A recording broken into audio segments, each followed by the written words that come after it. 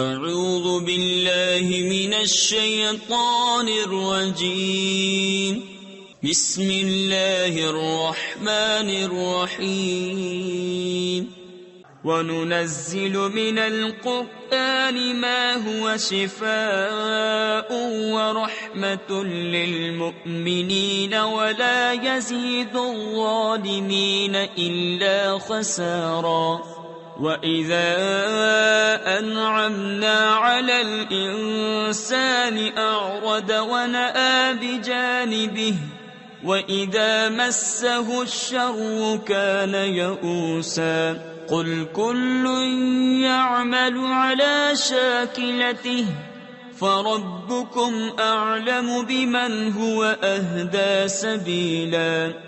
اور ہم قرآن میں اتارتے ہیں وہ چیز جو ایمان والوں کے لیے شفا اور رحمت ہے، اور اس سے ظالموں کو نقصان ہی بڑھتا ہے۔ اور جب ہم آدمی پر احسان کرتے ہیں منہ پھیر لیتا ہے اور اپنی طرف دور ہٹ جاتا ہے، اور جب اسے برائی پہنچے تو نا امید ہو جاتا ہے۔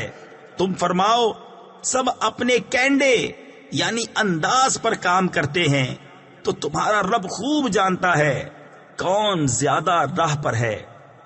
صدق اللہ العظیم۔